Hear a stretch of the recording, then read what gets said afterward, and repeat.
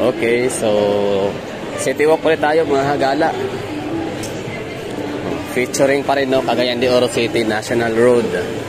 Pero dito tayo simula sa SM sa loob at palabas. Ito yung pinakaano talaga, no, entrance area na nakita natin kanina nung dumungaw tayo.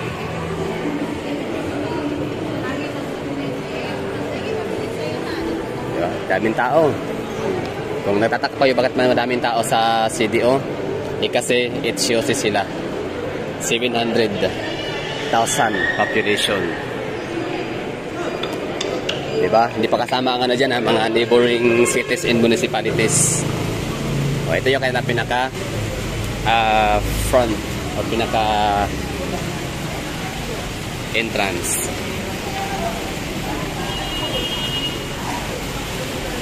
Meron silang pa-fountain.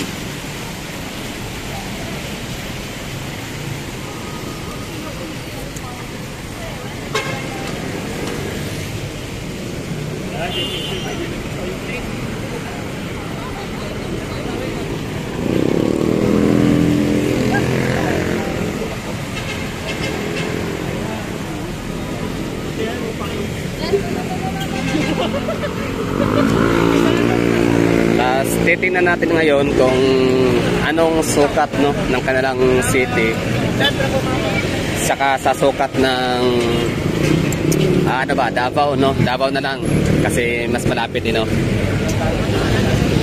Kasi sa Davao sa atin wala tayong masyadong ganitong makikitang eksena, no? Hindi ganito kasiksikan na halos magkabanggaan ng mga tao, no? Kasi napakalapad kasi ng lupain, parang 44,000 square meter yung lupa ng Davao land area. Tapos ang CDO ay parang 400 plus din na natin, ha, para maliwanagan natin yung sarili natin, para ma-explain ko sa inyo kung bakit ganito yung setup sa CDO tsaka sa Davao, diba? Like sa CDO halos parang Maynila na rin, no, ang setup, ang estilo, maraming tao, halos magbabanggaan sa labasan, sa mga intersections. Tapos sa Davao, napakaluwag, pwede kang pwede kang maglalakad ng nakadipa. You know, population 728,000 people. CDO. Tapos yung kanilang land area ay yan, yung area 412. You know,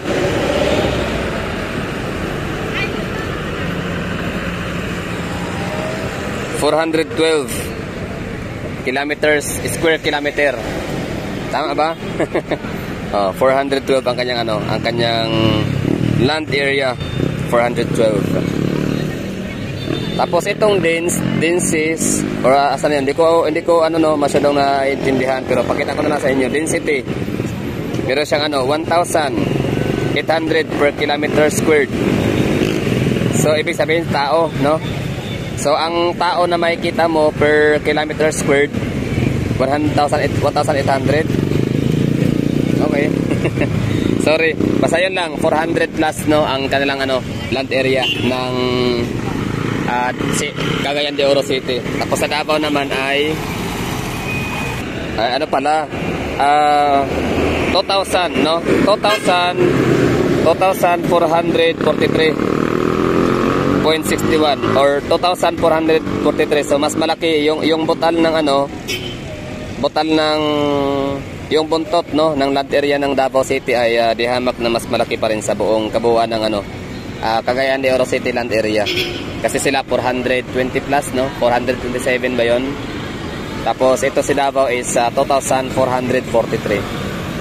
Ayan, so butal lang ang kanyang lawak, kaya tapos yung dense, tinanong yung density.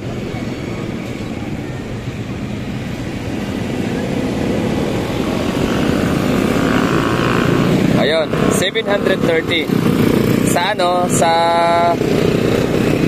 metro density. So sa CDO kasi siya, no, 1,800 per kilometer squared. So dito ang density naman dito sa Davao ay 700 per kilometer squared. So ang liit lang, kaya kung napapansin sa mga vlog, hindi masyadong matao. Walang masyadong walang siksikan sa daan, sa mga entrance and exits, sa mga crosswalks, no. Tapos despite sa pa yan ha, sobrang dami pa ng tao sa Davao, 2 million. 2 million na daw ngayon. Tinuhulog pa sin check, almost 1.8 million lang. Pero ngayon nasa 2 million na. Making it the third populous city in the Philippines, next to Manila and Caloocan.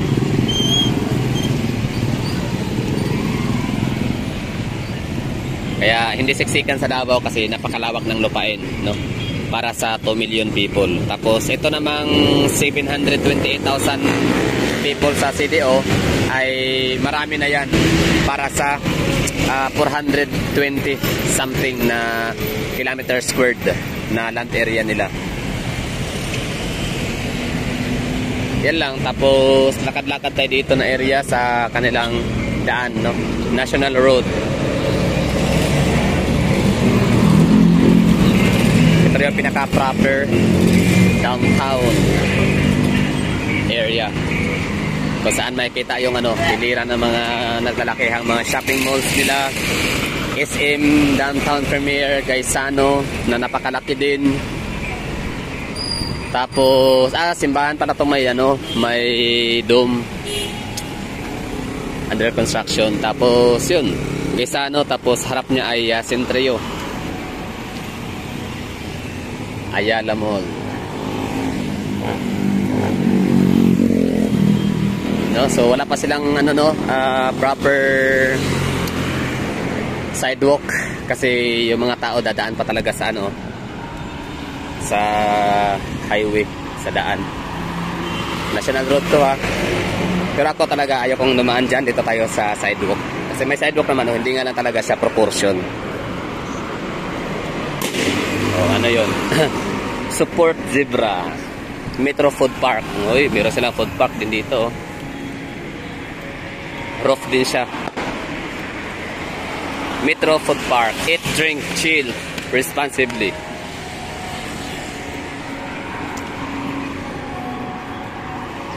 What if kung ipagdikit sana ang Davao, Butuan, CDO, Zamboanga, Jensan. Ang ganda siguro, no?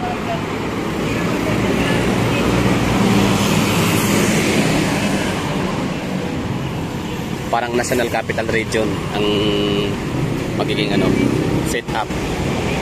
Sa NCR, kahit pa dikit-dikit na yung mga municipality, cities, mga syudad nila doon, pero kanya-kanyang sila, mga government policies. Pinakamagandang polisiya sa ngayon ay Quezon City tsaka Marikina. Iba rin ang Taguig, iba rin ang Makati, iba rin ang City of Manila.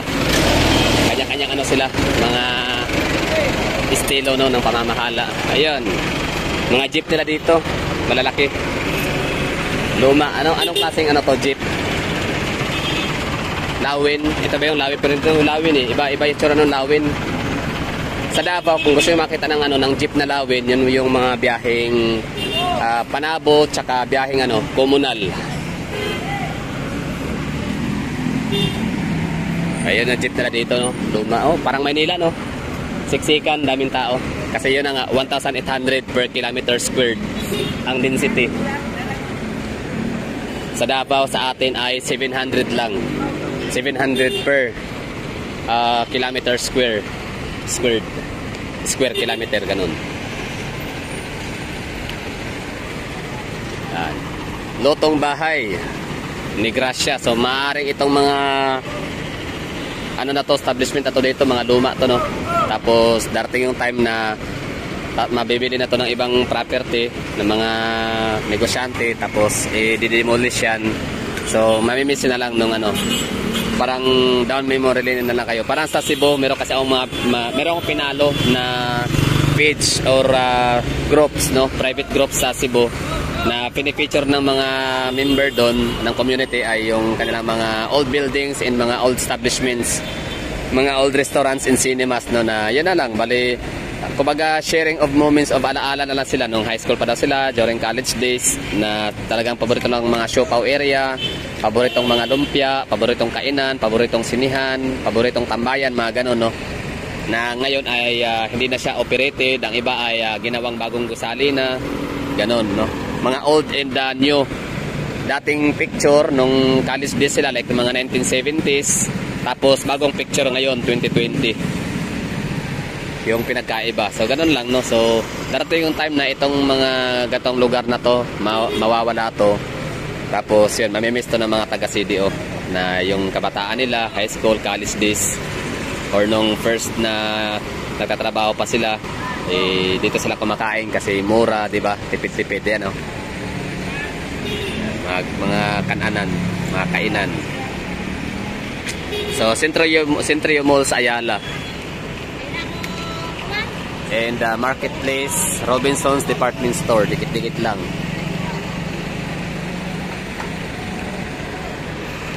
Diba? Magagamit itong video na to. Pwede ito magagamit. Pagbabalik alaala sa inyong lugar. Oh, dito tayo. Anong kalye nga pala to dito? Tingnan natin. Ba't wala nakalagay na ano, no? Para malaman natin. CM Recto Avenue beside Ayala Mall. Ito pala yung CM Recto nila. O, anong ruta ba tong mga sinisigaw? Wala nakalagay na signboard, no? Ayun, o, Bugo, Puerto, and Cogon Market. Sakit sa mata. Hindi malinaw yung ano, no? Yung kulay pink tapos blue. Ano yan? Sakit sa mata, nakakaduling. Kumila, boss. Taga, ma'am. CM Recto. Ano, nakarin natin to dito kung ano meron. Tara daw. Sige, subukan natin. Curious lang, no? Busy ang mga tao dito sa kakaluto at kain.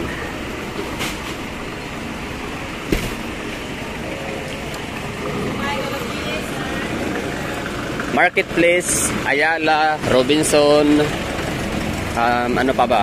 Basta yung mga yan, mga corporation lang sila.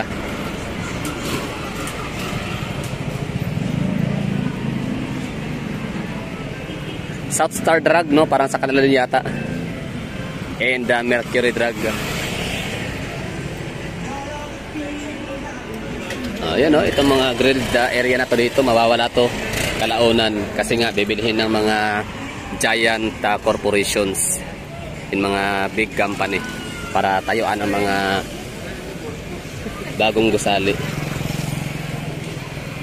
Kaya tanda natin yung ano, SM Tower. Diba? Smiling si Mamo. Ayan. Gwapa na, smiling pa. Anak yun. Ala. Itong mga food bazaar to dito, no? Mawawala rin to kalaunan.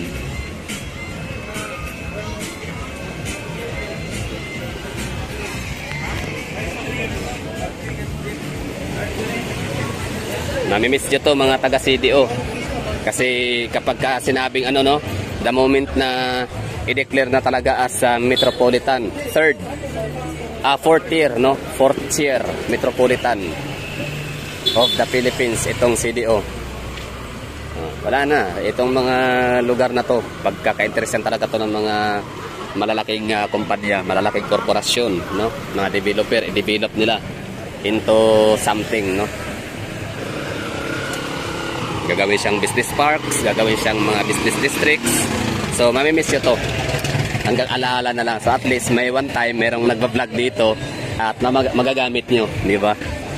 Kasi ako, kung alam ko lang na yung Davao magiging ganyan talaga dati. Pero, kahit pa alam ko, no? Adi, hahanap ko ng paraan dati para ma-vlog. Kasi dati 2006, 2007, yun yung mga time na nagsisimula tayo maglalaga-lag.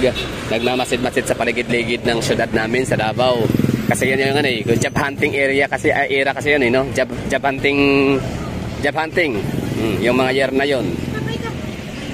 Tapos yun, nakikita natin yung mga establishment, mga gusali, kung saan tayo nag-apply, saan tayo dumaan. Siyempre, pag magja-job hunting ka, lakad-lakad ka lang within the city, di ba? Lalakarin mo lang yan, ikot-ikot. Tapos yun, ngayon, pag binabalikan ko na siya, kailan ba yun? 2006. Kasi yun na pinakaunang year na nagtatrabaho na ako nun. So ngayon, 2023, so ilang years na nakalipas? 2006, 2016. So malapit na mag 20 years, di ba? Yung mga dating gusaling nadadaanan ko, for example na yung ano, yung parang commercial arcade doon sa may harap ng ano, Bagubo Hotel sa may Duterte Street, no? Sa likod ng Gaisano Grand Illustre. Wala na ngayon. Oh, hindi na siya gagaya dati. Marami na mga nagsasaraduhan ng mga establishment. Diyan sa harap ng Gaisano Mall. Diyan sa may Burger King sa likod, di ba? Fronting Mabini Street corner, GP Laurel yan. Maraming diyan, gilid ng Imperial Plaza. Maraming mga kainan diyan, mga restaurant, karinderya na parang gaya rin ito, na ganito yung itsura. Wala na ngayon. O, tapos parang naka-bakod na siya, no? Nilagyan siya ng bakod, so ibig sabihin parang indication na yun para mabago na siya in due time, no? Magkakaroon na ng parang bagong gusali doon, itatayo. Kasi nga metropolitan na yung Davao. Yan. Kaya kayo ng mga taga CDO ngayon, since nauuso na yung cellphone na mga camera, o kuha na kayo ng mga footages, no? I-document niyo na, i-docu. O di kaya mga picture taking, selfie, no? Habang andito pa existing pa tong mga lumang mga establishments ninyo dito, gaya nito. Yan. Kasi darating yung time na magkakaroon ng value na ma-appreciate, no? Gaya nga nung napanood natin ng mga vlog sa Davao, 2008 pa yun yung upload niya. Amerikano pala siya, shout out kay Patrick. Si Patrick yung nag-recommend sa akin. Ito si Patrick, napaka fanboy talaga ng Davao. Kasi sa kabata-bata niyang edad, 23 years old, pero talagang alam niya, happy na siya sa mga nagaganap na mga development sa Davao. Oh. Masaya siya. Tapos yun, meron siyang tinignan na video na luma 2008 na wala pang mga condominium sa lugar. No, daming tao, no? So wala pang mga condominium sa lugar. Tapos sinili sa akin. So ako man din ay natutuwa kasi naalala ko yung mga gusaling andun pa rin, nag-i-exist pa rin hanggang ngayon, at yung mga wala na. At saka yung mga vacant lots, no? Mga lugar kung saan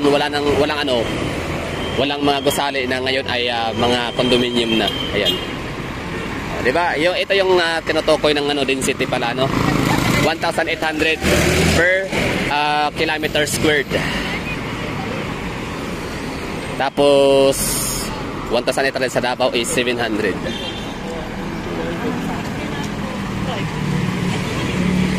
So ito na yung Centrio Mall, Ayala. Daming tao, no? So itong Centrio Mall Ayala, bago lang to, diba? Siguro mga 10 years ago.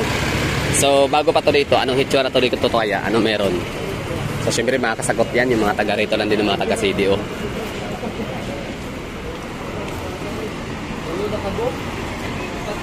Diba? Oh, maging sa pag-akyat, no? O yun ang tinutukoy ko sa inyo na ang kanilang land area ay lang 427 or 420 kilometer squared lang ang kanilang syudad. Tapos merong tao na 700 plus. Kaya siksikan. O sa Davao walang ganitong eksena. Napakaluwag pa.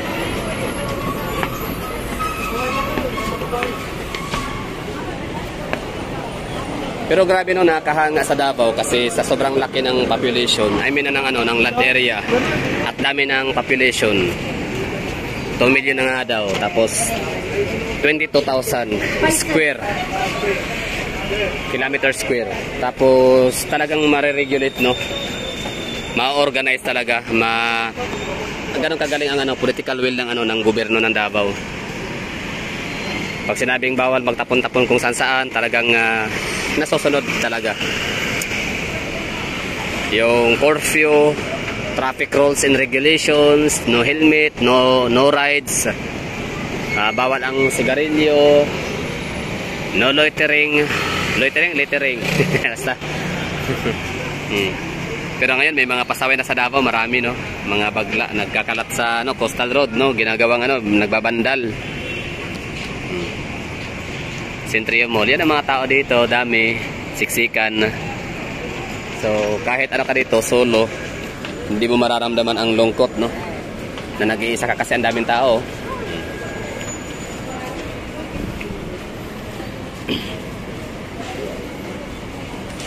Centrio Mall, Robinsons, Ayala. So, ang Robinsons sa Mindanao, 4 lang, ha? 4 ba? 5? Davao, CDO, Jensan, and Butuan. Oh, basta nasa vlog ko yun eh. Tapos sa pinakamalaking Robinson sa buong Pilipinas, sa buong Mindanao ay Robinson Butuan. Ganda, di ba? Daming mga ganda sa CDO. Sa Butuan. Mga smiling pa. Sa Cebu rin naman, no? Ito yan guys, papasok pa tayo sa loob. Sige, subukan natin. Dami tao dito, panigurado.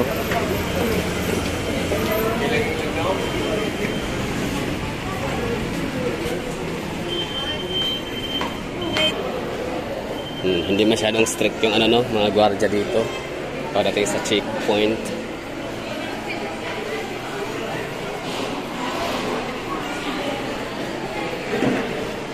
Diba? Daming tao, no? Lunes.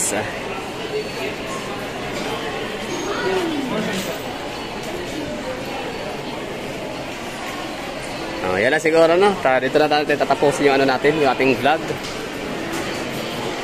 Tapos gusto kong makita yung Corrales Street. Kasi sa mapa kasi, kung titingnan natin, isa yan sa pinakamahabang kalye sa CDO.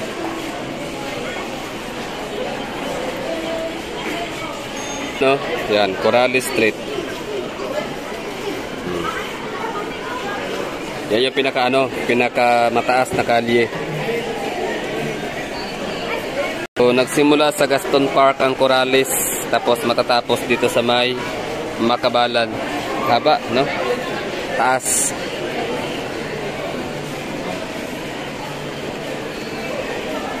Yan, tapos mamaya punta tayong Iligan. Madadaanan natin yung Lagindingan, Opol. Ito pa pala, El Salvador City. So mas maganda, babiyahe tayo ng medyo mas maaga para makikita natin yung syudad na madadaanan natin, El Salvador City. Pwede kang El Salvador City muna no, bago tayo mag-Iligan. Yan no. So makakarating tayo ng Iligan, gabi na. So ibig sabihin, kakain muna ako no, bago tayo papuntang El Salvador City. Yan na siguro. Thank you for watching and I say bye-bye. Labas ulit tayo dito. Daming tao.